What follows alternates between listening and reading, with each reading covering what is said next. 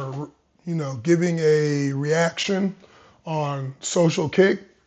They had I think a Longhorn freshman on, girl. So I was like, let's see what she's talking about. So this girl is Eva Okaro. Definitely sounds black. She looks black, so let's see what she's about. I wonder if she's doing weights or does she change her program for weightlifting? I mean, I'm sure there's some strength stuff happening, yeah. To go 23.66, world junior record holder, short course meters. You got some speed and you got some strength for that, do you think? Instinct says yes, but also... Welcome to Social Kick. I'm Brian Lundquist. We got a partial crew. Luke Paddington's here. John Mullen is not here, but that's okay because we've got another sprinter joining us, British Olympian, Texas Longhorn, Eva Okaro. How are you? I'm good, thanks. How are you guys? We are... Looks like San Jacinto. I recognize those walls. Oh, for those of you who don't know, the men's team, I think it's different now, but we stayed in Jester East. G-Eazy, the J-Box Jester Prison. The guy who designed Alcatraz designed the Jester dormitories. That's why they look so terrible. But San Jac was a much nicer. You have your own personal bathrooms. A little bit more space. Maybe. But just overall, that's where all the girls' sports were. So you had like football, you had, I think football was in J-Eazy. Basketball was in J-Eazy. Tennis was in J-Eazy. And then you had like all the hot girls or whoever girls over in Jester. The sorority girls, most of them were in J-Eazy, or not in J. All the girls that you want to hang out with are in San Jacinto. Let's just put it like that. I believe it's different now. I think all the athletes are in San Jacinto now.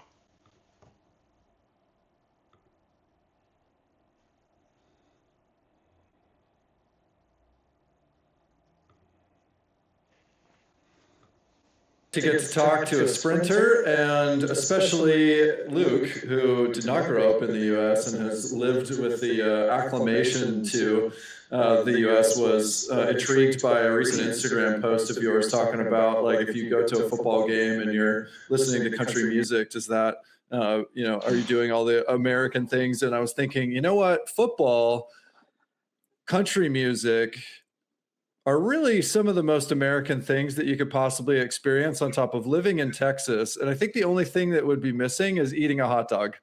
So as long as you've eaten a hot dog, I think you're fully American at this point. Are you swimming this weekend? You got the Pro Series coming this weekend, but are you guys... Brian, I got to get you on this one, bud. Hot dogs, someone correct me if I'm wrong, are German. They're German, homie. Or I think the actual hot dog may be American, but what they derive from, their grandpappy, pure blood, German.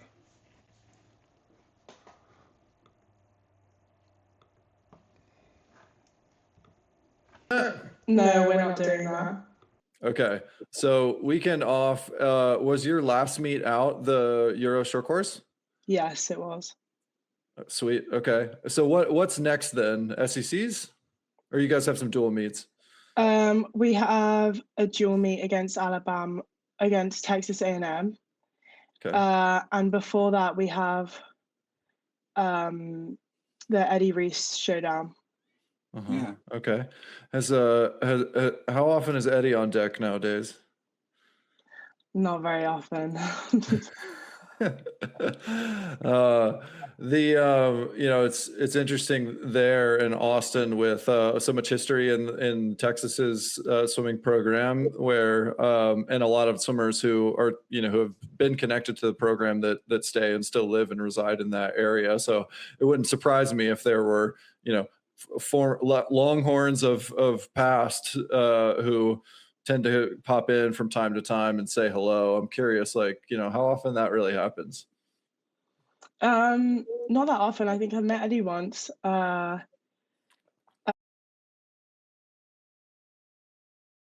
I'll say this, it doesn't happen often when I swam, and that's when Eddie was still coaching.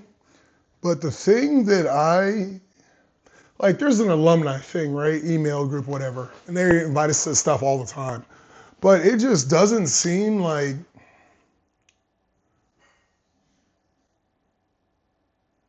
we're wanted. I guess maybe the right. It's not exactly. It's more of the feeling than the right word. Not welcomed. Maybe of value to the direction Bob wants to take the program in. That's what I'd say it feels like, to me at least. And the fact that nobody else pops up is probably the same. And I think something else that's also interesting, or maybe unique, is that a lot of the alumni, one, obviously they all have jobs, right? So they can just pop it up for 3 o'clock practice. But they were swimming still. Right, like when I was there, Garrett Weber-Gale was still swimming, Pearsall was still swimming, Brendan came out of retirement, Ricky was still swimming, David Walters was still swimming, Eric Friedland was still swimming, right? After he graduated, Jimmy was still swimming after he graduated. So, you know, the alumni who I guess maybe would have shown up were still there. See, I think, and this is why I say I think it's maybe a little different, and we feel like we're not invited or like invited to the future of where Bob wants to take the program, is because like those guys would give techniques advice all the time, right? And maybe it's like an ego thing, like, oh, they should be offering it to me. Well, no. Like, if you want something done, sometimes you know, if you're a champion, you're supposed to get it done yourself. You reach out and you make the magic happen. So if you're not, and I think that's what makes you a champion, if you're not doing the things that make you a champion, then I guess, you know, that's just how I feel about you. But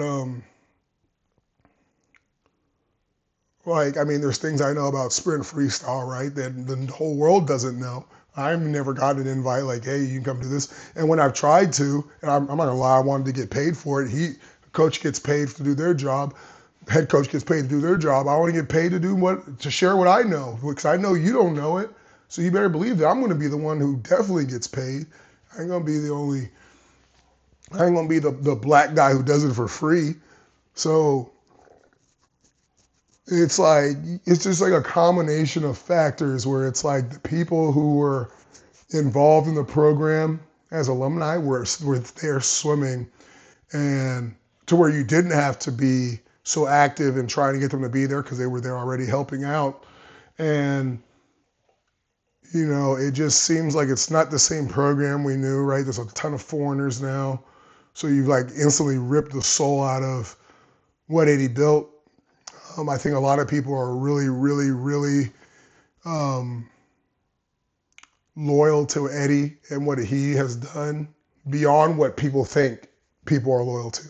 I think if you thought they're like, okay, these people are like 50% like understanding to Bob Bowman, I'd say it's probably like 10%. That's what I honestly believe. And there's no attempt to like change that. So it's like, yeah, of course people are going to feel like they're not wanted to be there. But I'm talking too much. Let's get back to this. Jill is always there. Oh, yeah. She's there quite a lot of the time. But no one else really. Yeah. I saw Bob did a thing about the Ed Reese invite. What do you know about it? What's different? What's happening? What are you looking forward to about the invite? I honestly don't know much about it, and I've been away for a month, so I think they had like a little talk about it, but I wasn't there. So I think I only just figured out like over the weekend that there were other schools. Honestly, didn't know. Like, I had no idea what was going on. So where were you? Where you went home for Christmas and you went to Europeans, went home for Christmas, and then where did you go? Where were you? Well, I was in I went to Europeans and then I came home for a few days, and then I actually went back home to Nigeria. Yeah. And I was there for just under 2 weeks. Wow. To see family and friends and to spend Christmas there. That's wonderful. Where in Nigeria? Lagos. Lagos? Okay. Yeah. Awesome. Isn't that the fastest growing city in the world? It's up there, yeah, it is. You know, something that's funny when you watch these videos is you realize, like whenever people are like missing, is you realize how awful certain things are, right? And I think, at least from what I've watched so far, John does a really good job of flowing through things and questions and topics. And I'm talking about her in a second. And it makes it really easy for Brian and Luke to like jump onto the waves as they come, right? Whereas now they're having to generate the waves, and it's hard when you're like trying to do that job to remember to, oh, I need to jump on it, like, you know, and it just looks clunky. And the thing I think they're probably really missing about Jum is that this is a teenager and a freshman, so she doesn't have stories to tell about things, right? Like, let's just listen to this one, this non-story she's about to tell. It's a really good like destination to go in December. I think loads of people go. Oh yeah, yeah. I guess the climate there has got to be Yeah, it optimal this was time of really year. yeah, it was really warm. What are some of the things that you like to do when you go? There are usually loads of concerts. Burna Boy. Yeah, Burna Boy, Wizkid, Rama, all of them. Close. And obviously just seeing family, like my grandparents live out there. And so do my cousins, like on my dad's side, one of them. But I think mainly it's just like seeing family and hanging out and stuff like that. And producing some pretty fast 50 butterflies. Yourself and what's the gentleman's name? Abdul Jamar? Oh yeah. Yes. Yeah. He's You see what I mean? Like they're just kind of, it's just like facts, fact, fact, fact, fact. You know, you and pretty fast butterflies, Abdul Jamar. Yeah. You're old. It's falling off a cliff. Like, where's the story? So, you know, I'm not gonna say it's media training, but this is also why we start the Night Swim podcast, is because of things like this. It's like, yo, like I know this is not how a conversation goes with your teammates. Like, talk to me like a real person.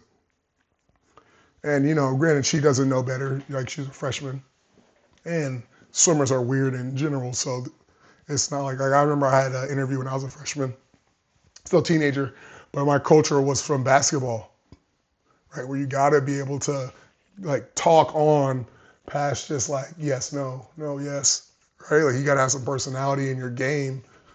Otherwise, people pick on you. They will pick on you if you have no personality. And I mean like not like pick on you, like bully you, like they're going to try and punk you because of your personality, right? See it because clearly you have no identity. So we're going to try and kill you in the beginning of the game, get you to quit, and then it's 4-on-5 the rest of the game. in the UK, but he's from Nigeria, right? Only two. I don't have a Polish passport. I could, but I don't. Okay. Luke, how many do you have? 2? Or 3? 4. You have 4? What are the 4? Yeah, Trinidad, America, Canada, Wow. Great Britain. Yeah. Okay. Got it. I didn't know that you had a British passport. Yeah, from my dad. So I my dad's British, Ava, and I lived in England for a couple of years, lived in London. And that's where my swimming career turned from swimmer to coach, because it was really hard to find a pool in London. It's really hard to find pools. Like I remember going, and if you did find a pool, it was a 33 and a third meter pool. I'm from Kent, so Yeah. I mean, I usually train in Kent, but if I was to train in London, like the only pool I know of is the LAC. Yeah. That's recent. Okay. Yeah. And I know there are a couple others, like, but I think the LAC is like the main one. It's the only one I've been to in London. Yeah. It's interesting to me because now that I think about British swimmers that I've known, they all were either at Loughborough or Swansea or Bath. Yeah. But I don't know of anybody that, I mean, I can't think of any noteworthy examples that train in London, but it never occurred to me the times that I've been there that pool swimming wasn't. How did you find swimming? How did I find swimming? Yeah. How did you get your start in How did it find swimming? you? Well, I mean, as a kid, like we used to travel a lot, like my family. So, we my parents were like, "Oh, you and your sister should get into swimming and all of that." So we took lessons as children. Um, and then I think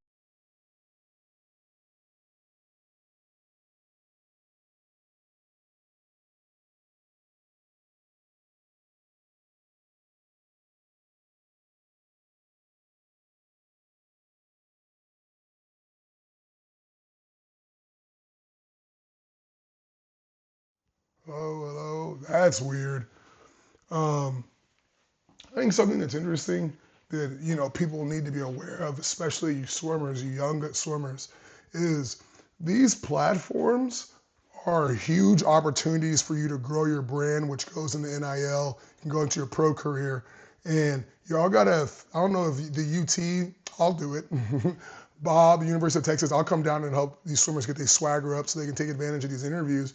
But it's a chance to like get your who you are and your platform, not your I guess your platform, your brand. Your brand, it's your first impression about your brand, right? And I'd say right now, I'm not hiring her for shit um, to do any type of promo for me. Like, yeah, she might be fast, but the thing is, I don't even know that from this interview so far, how great she is. She could be a world record holder. I wouldn't know, right?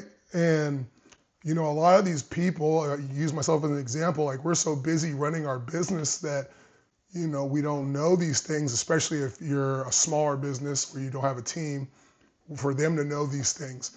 And you're not going to hire someone just to know these things. Like that's going to be one part of their job. So they may not even be in their job description. They may be doing something more pertinent to the business operations. So these are huge opportunities. Like they have 13K subscribers. I know they're killing it on Instagram. This is a huge opportunity for her to get followers, get an audience, find people who can resonate with her, and obviously people who won't resonate with her. So you can't be, I guess you got to be lovable, not likable. So lovable means people's also going to hate you. And what do they say? The more people you hate that hate you, the more you can make people hate you, the closer you are to finding people who love you. Right? Just process of elimination.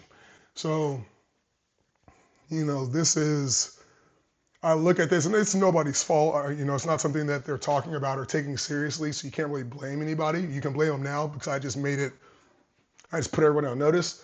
But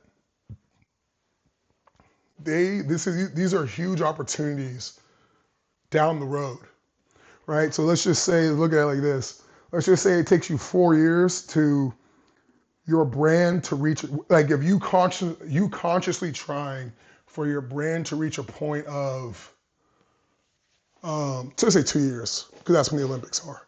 For your brand to reach a point of where it can move numbers and people will pay you money for ads and sponsor you, right? And now she's missed this opportunity. And there's only so many brands that people really watch, right? There's our podcast. There's them, Swim Swam, Unfiltered Waters, right? Those are probably your big four. And it's pretty cool that we're a part of the big four. But so, that opportunity is gone now. And let's just say a year in, you realize, or you develop a personality, and then you start realizing like, you have some trickling offers coming in, and you're like, okay, let me really try this now. And they're like, hey, we need 2 years of you showing that you can do this. Well, you're a year in. So now you basically wasted a year and you're heading into the Olympics in 1 year. And now you wish you had really done it, because now this mistake isn't a 1-year mistake.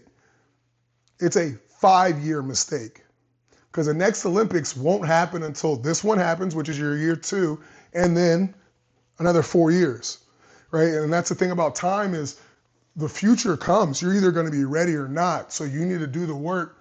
And I've said this before, like I'll buy things and just not use it yet, because I know that there is what's it called? there's a timeline for me to use this information to get better.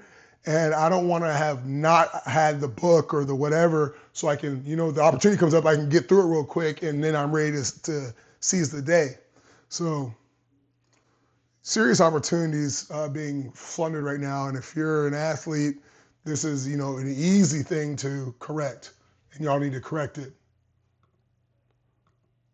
My swim coach was like, my swim coach was like, oh, you guys are pretty good. Like, you should join a club. So me and my sister joined a club, and then it just kind of started from there. What was the step before your parents saying you should get into swimming? What do you think it is about you that you both became good at swimming? Was it a coach? It's probably a combination of both. I think my parents, my dad says it's from him, but a really good coach at Sevenoaks, very good for me and my swimming career and the type of athlete that I was from an early age to professional for several years.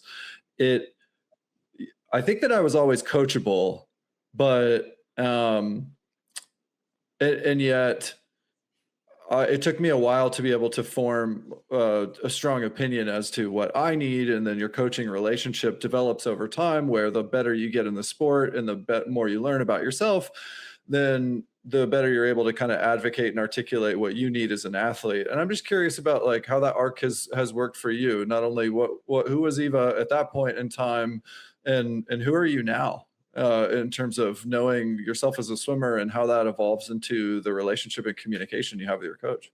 Yeah.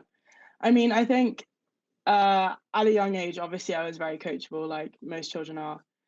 And then it got to a point where then I moved to Sevenoaks school. And when I was at Sevenoaks, I think I had 3 different coaches over the course of like 3 years or so.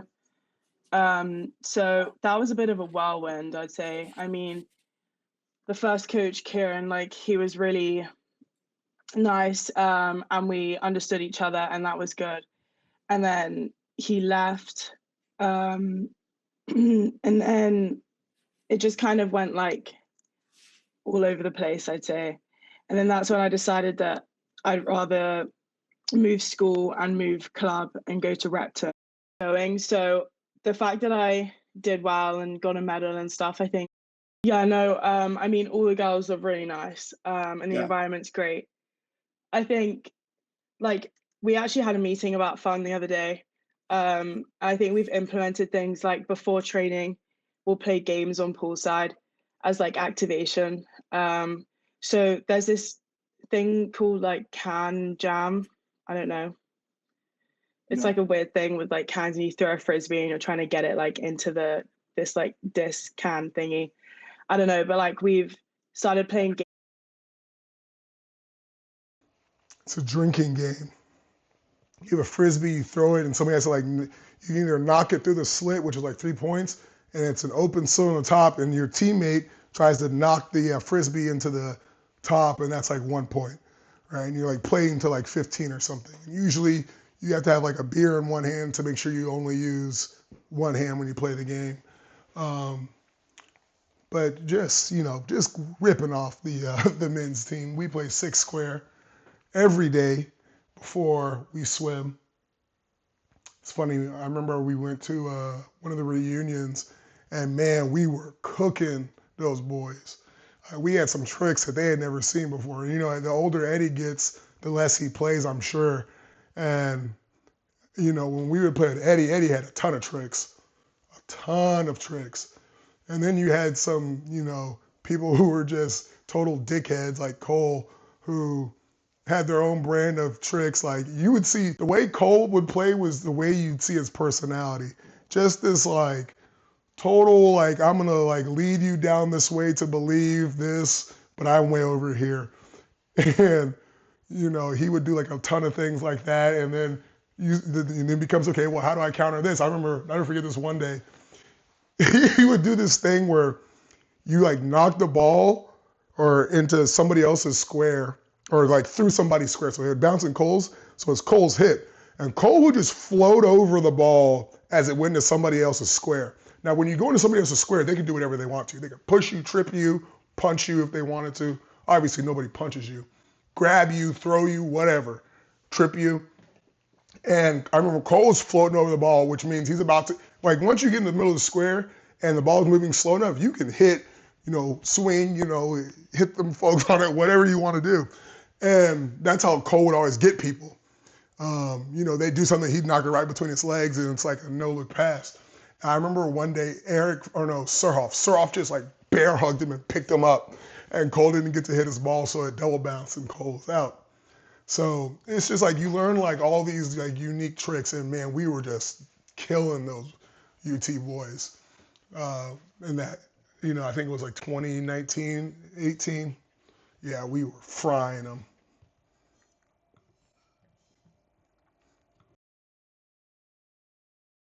On poolside now. And sometimes we line dance before we get in the pool, like music blasting on the speakers. Like, it is really fun. Did I just want to make sure that I heard you right. You said you guys had a meeting about fun? Well, like about what makes meets fun. Oh, okay. It was basically about fun. Okay. I mean, I don't think I've ever had a meeting about fun. Like, Yeah. that sounds like a fun meeting, to have a meeting Yeah. about fun. It's about like what more like fun activities could the team do, and what do we like that we're already doing. Mm-hmm. Yeah. What a fun meeting. Luke, we should have a fun meeting about fun. I like this You idea. should. But I do have one suggestion for Texas. Mm-hmm. Add more social kick. That's no hanging fruit. Just add a little bit more. Social kick. Yeah. We do You guys social don't do kick. anything. How much do you do? What the women's team do? How much do you do? 300 a semester is my guess. No, like maybe we'll do like 200 or 100, like, and cool down like 3 times a week. Wow. That's what I'm Can you talking do about. this? All Yeah. I right. mean, it should at least be daily, but we'll take 3 times a week. Yeah. We'll take 3 times a week for sure. Hey, Eva, like, you've to surprise of no one, have shown up and already broken school records, and have really taken to the short course yards format, and asserted yourself within NCAA swimming. And I'm curious about like what's transpired in the pool as you've moved to Austin, assimilated into a new training group, made friends, and since I've still been traveling home to go take care of international priorities, etc. The 100 as well, because in my head, like, the 100, obviously, well, it is the longest distance that I race, and I think doing sets that were like a lot longer and a lot harder than the 100 is really helped me, because I think like last year, back in the UK, like, we would do aerobic sets and they'd be like hard, but nothing like here. And I think it just gives me more confidence as well going into my race, knowing that I've done sets like this. And it just, I don't know, it helped a lot. Give me an example of a set that was, when you first did it, was hard, and then you do it, maybe you repeat it, and it's like not manageable. What's a set that you've Honestly, gained confidence doing? You don't remember, do you? No, because when I do hard sets, I completely blank. I'm just great. like, keep swimming. I'm with you. But one thing I wanted to ask though is, it's also a lot. You've had experience at Team GP in Paris and Singapore, so you know about the whole system that comes with the swim team, the physios, the athletic trainers, the nutritionists, and Texas has that, right? Texas has this whole institution built to support the athletes.